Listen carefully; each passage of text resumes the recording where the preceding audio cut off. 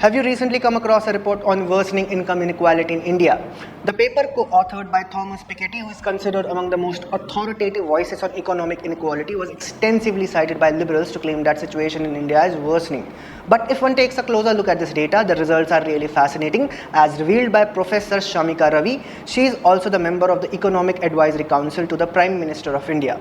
In an ex-post, she shares a graph with the caption, "Inequality in India, UPA versus NDA."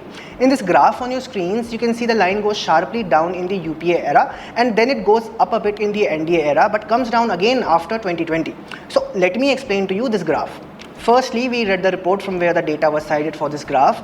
In this graph, the value which is being compared over the years is pre-tax national income. And here we are analyzing the per adult pre-tax national income shares of the bottom 50% of Indian population. Now in 2004, the UPA government won the Lok Sabha elections with the Manmohan Singh being the new Prime Minister. At the starting of UPA 1, the per adult pre-tax national income share of the bottom 50% stood at 18.8%. At the end of UPA 1, the value came down to 16.5%. Now at the end of UPA 2, it was at 14.7%. So the new incoming Modi government had lots of work to do. Till 2017, it declined to 13.9%. Until the next year, it increased to 14.4%.